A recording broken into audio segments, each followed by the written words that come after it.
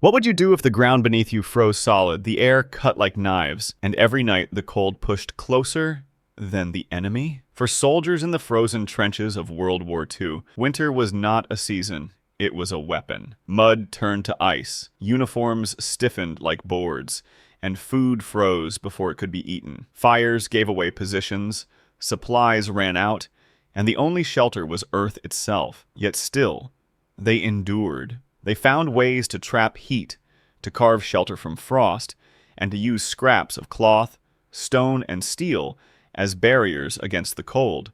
Every trick was born from desperation, tested under snowstorms, and proven only when a soldier survived to see another dawn. These were not comforts, they were brutal survival hacks. Hacks that separated the men who endured from those who collapsed in silence. Forgotten by most today, but still powerful enough to save lives in any crisis. Would you have survived a frozen trench? Subscribe now and reclaim the lost ingenuity soldiers once relied on. Number 1. Dry sock swaps and foot inspections. In the frozen trenches of World War II, the enemy was not always armed with rifles. Often, it was the water seeping silently into boots. Socks soaked, toes numbed, circulation slowed. And within hours, a soldier could lose the ability to walk. It wasn't glamorous, it wasn't heroic, but it was deadly. Commanders learned fast that survival started with something as simple as a clean pair of socks. Soldiers were ordered to carry extras wrapped in wax paper or tucked beneath their shirts to keep them dry against body heat. At the front, routines were enforced. Remove the wet pair, rub the feet until blood returned, and slip on a dry set before the cold stole movement completely. But the practice went deeper than personal discipline. Armies introduced mandatory foot inspections. Men were paired in buddy systems, each one checking the other's feet for the pale, waxy signs of trench foot. It was not about trust. It was about ensuring no soldier went unnoticed in the endless mud and frost. A single pair of neglected feet could mean one less rifle in the line. Improvisation was constant. When socks ran out, men wrung them over fires, stuffed them with straw for added insulation, or even wore multiple thin layers instead of one thick pair to wick away sweat faster. Small measures, but in the cold, they were the difference between holding a rifle and being carried away on a stretcher. The frozen trench demanded vigilance. Heat was rare. Warmth had to be earned, maintained, and protected with every step. And in that brutal theater, the smallest act, changing socks, inspecting feet, became a frontline weapon as vital as steel or gunpowder. Would you think to guard your feet before anything else? Or would the frost claim you before the fight even began? Number 2. Sandbag and mud layering for insulated dugouts. In the frozen silence of winter campaigns, trenches were little more than open wounds carved into the earth. Wind howled through them, snow drifted over their edges, and icy rain soaked everything it touched. For soldiers, exposure wasn't just discomfort, it was a slow, grinding enemy that hollowed men out long before bullets reached them. The answer, as crude as it was effective, lay in sandbags and mud. Soldiers learned to stack sandbags high, building makeshift walls within the trench. But it wasn't the bag alone that mattered. Men coated them with thick layers of mud and clay, pressing the earth into cracks until every seam was sealed. The result was insulation. The earth that froze their boots could now be turned against the cold, creating barriers that trapped body heat and shielded them from the cutting wind.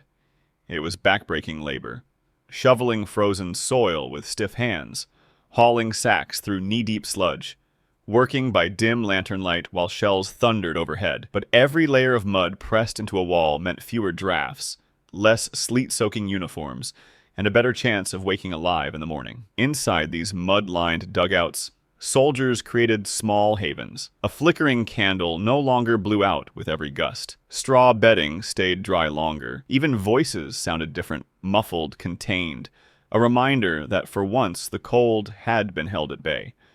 It wasn't warm, it wasn't comfortable, but it was survival. These mud and sandbag shells were more than walls. They were proof that even in frozen trenches, men could fight back against nature itself.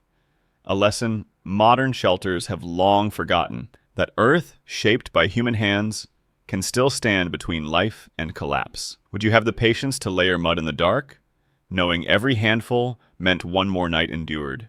Number 3. Duck boards to stay above the frozen sludge. A trench in winter was not just cold, it was alive with rot. Melted snow mixed with rain until the bottom became a drowning pit. Every step meant sinking deeper into sludge that froze overnight, into jagged ice, then thawed again into black water. Soldiers who stood too long in it found their feet softening, swelling, and tearing apart. The ground itself was consuming them. The answer came in the form of rough wooden planks known as duckboards. They were laid across the floor of trenches, sometimes no more than a patchwork of scavenged timber or crates ripped apart for boards. To the eye, they were simple walkways. But to the man in the trench, they were a lifeline, a way to keep skin from constant immersion in ice water. By raising soldiers just a few inches above the muck, duckboards slowed the advance of trench foot. Boots dried faster, socks lasted longer, and circulation returned more easily. Patrols that once left men crippled by swollen feet could now march without collapse. Even morale shifted. A dry step, a steady surface, reminded soldiers that they weren't entirely at the mercy of the elements. But duckboards were never permanent. Heavy boots wore them down. Shelling splintered them.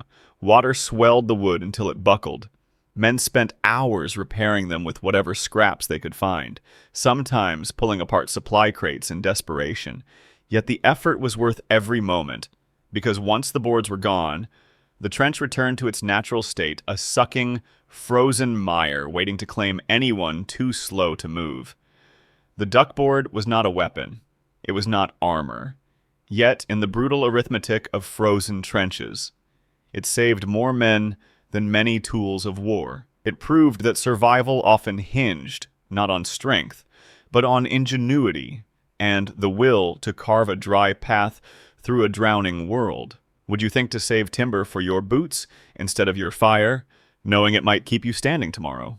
Number 4. Rotations to warm shelters and dry socks. In the frozen trenches of World War II, no man could stand the cold forever. Even the strongest soldier eventually stiffened when boots stayed wet for days, when frostbitten fingers lost their grip on a rifle, when eyes blurred from exhaustion. Commanders knew that the cold didn't just weaken men, it erased them. The solution wasn't fire or food or even thicker coats. It was rotation.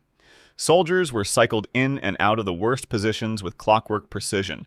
Those holding the frostbitten front lines were pulled back, sometimes after only hours, to makeshift shelters dug into the rear. These shelters were nothing like comfort. They were mud-walled holes reinforced with planks, tarps, and branches. But inside, there was dryness, a chance to peel off wet socks, to rub life back into frozen feet, to spread clothing near a candle until it no longer cracked like glass. The twist was that this rotation wasn't about rest. It was about survival math. If a man stayed in the trench too long, the cold would claim him and the unit would lose another fighter. But if he was pulled back, even for a night, he returned with enough strength to hold the line again. It was a brutal rhythm, but it kept armies from collapsing under winter's silent assault.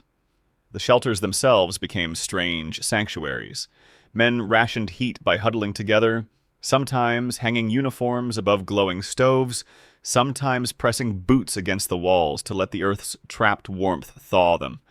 Stories were told in whispers, boots lined up like soldiers themselves, drying in rows. Every man knew that within hours he would be back in the front, knee-deep in frost, and this fleeting reprieve was the only barrier between endurance and collapse. There was no luxury in these rotations. No soldier left the trench warm. But what they carried back was enough, just enough to survive another cycle of snow, mud, and endless nights. It was an unbroken chain of discipline and necessity. Break it, and the cold would break the army. Would you have the discipline to leave your position, knowing someone else must suffer in your place? Or the strength to return after one night of false warmth? That was the brutal cost of survival. Number 5. Basic waterproofing with overshoes and shoe packs. In frozen trenches, boots were more dangerous than bullets. Once water seeped through the leather, it did not dry. Soldiers marched with their feet wrapped in ice, every step driving nails of frost deeper into their skin. By morning, some couldn't stand. It became clear, without waterproofing, an army could not move. The official solution came in the form of overshoes and shoe packs, heavy rubber coverings designed to seal boots from the wet. They were crude, clumsy, and often hated, but they worked. When strapped over leather boots, they turned the soldiers' footwear into a barrier against snow, slush, and rain. Marches that once ended in blistered, bleeding feet suddenly became endurable. But here lay the twist. Shoe packs could save or destroy, depending on how they were used. Worn too long, they trapped sweat, turning boots into steam chambers. The same moisture they were meant to block now collected inside, softening flesh and inviting trench foot. Soldiers learned quickly that protection was not permanent. Shoe packs had to be removed, feet aired, socks changed, boots dried. Waterproofing demanded vigilance, not blind trust. Improvisation became a second defense. When shoe packs ran short, men coated leather boots with grease, wax, or even melted candle tallow to repel water. Some wrapped feet in oilcloth or canvas salvaged from tents, tying them tight to hold back the wet. In the worst cases, newspapers or straw were layered inside boots, not to block the water, but to absorb it before it reached the skin. Every trick added minutes, sometimes hours, of protection in a battle where time was everything. Overshoes also had another unexpected role: silence. Rubber against frozen ground produced less noise than hardened leather.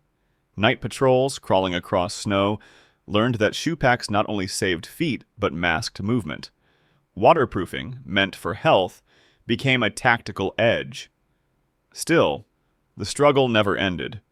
Soldiers marched with boots coated in mud, shoes cracking in the freeze, soles patched with wire or cloth. No amount of waterproofing could last forever, but every soldier knew that the choice was clear: either fight the water or lose to it. Would you have the patience to strip, dry, and rewrap your boots in the middle of a frozen night, knowing that neglect might cost you the ability to walk at all? Number 6. Mud-coated camouflage nets for weather shielding. A trench was never only a hole in the ground. It was a stage visible to aircraft circling above, to spotters scanning with binoculars, and to the weather itself. Rain fell straight into it. Snow drifted down, piling over helmets. Wind sliced through, carrying frost that turned breath into crystals.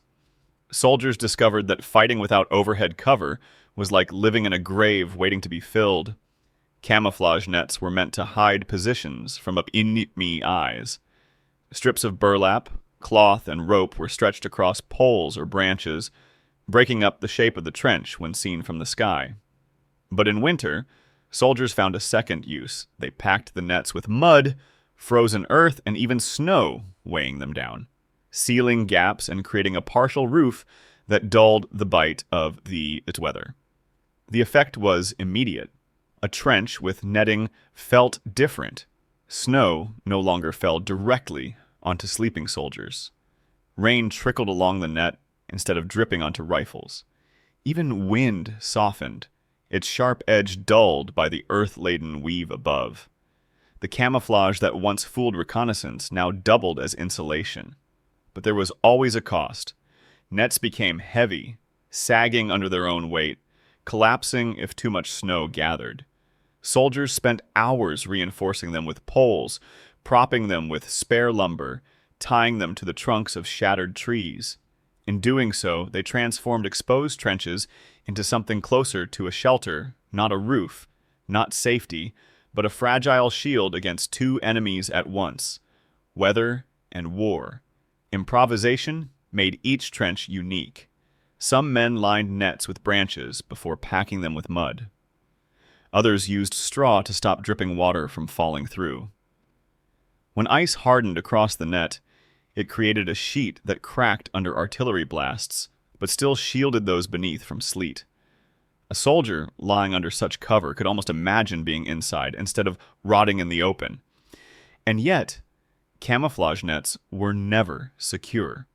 A single shell could tear them apart.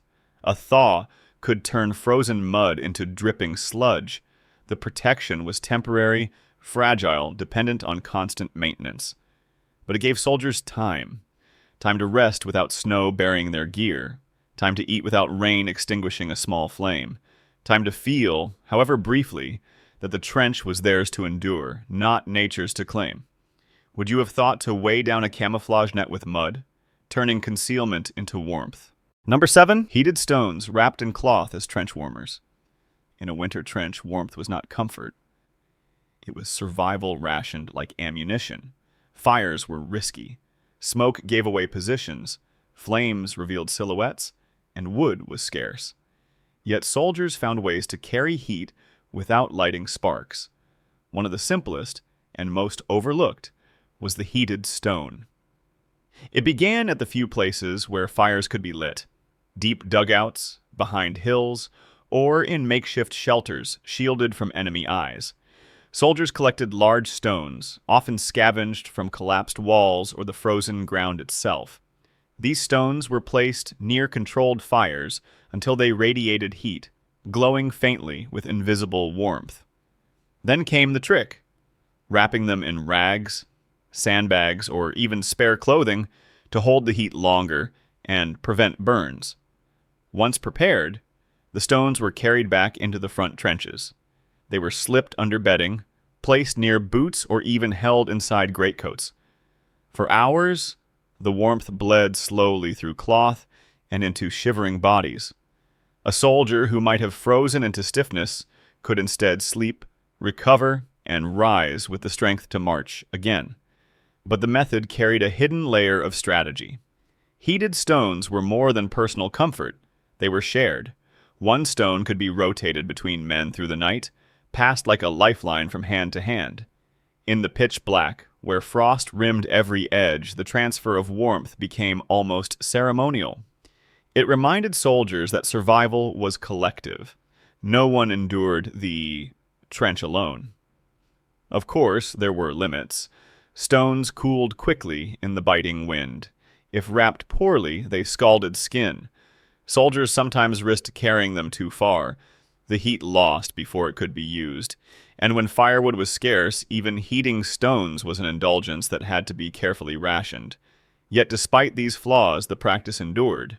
Because in conditions where deathly cold turned rifles brittle and rations hard as rock, even temporary warmth was priceless. There were improvisations, too. Some men packed stones inside empty ration tins to extend their heat. Others layered them with straw before placing them in bedding.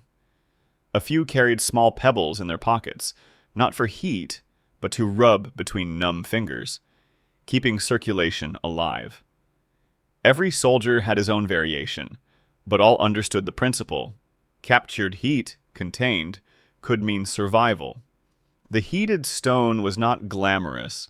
It wasn't issued by quartermasters or written in manuals. But for the soldier who pressed one against his chest in the silent dark, it was a reminder that even the earth itself could be turned into an ally against the cold. Would you remember to heat stones, wrap them, and guard them like treasure, knowing they might be the only fire you dared carry into the night? World War II's frozen trenches were more than battlefields. They were laboratories of human endurance. Every hack soldiers created, from duckboards under their feet to heated stones pressed against their chests, was born from desperation. None of these tricks were glamorous. None were meant for comfort. Yet each one carried a truth. Modern life has all but erased. Survival doesn't belong to those with the most resources, but to those who adapt with what little they have. Think of it. Mud-packed nets turned camouflage into shelter. Rotations to dry socks gave soldiers a fighting chance. Even the simplest stone, wrapped in cloth, became a weapon against the cold. These weren't luxuries. They were lifelines, fragile, improvised, yet powerful enough to hold armies together through winters that would have crushed unprepared men. And that's the real lesson. Comfort today is borrowed. Heat, light, food, all of it depends on systems most believe can never fail. But history shows how quickly those systems vanish. What remains are the skills, the ingenuity, and the discipline to endure when nothing else stands between you and the elements. If soldiers could build survival from earth, wood, and scraps of cloth, what excuse do we have with everything at our disposal? That's why remembering these forgotten hacks isn't nostalgia. It's preparation. It's proof that resilience is not given. It is built, one hard lesson at a time. If you found these survival methods as striking as I did, don't just leave it here. Subscribe and carry this knowledge with you. Because the next winter that tests us won't care about comfort. It will care only about who remembers how to fight it and who doesn't.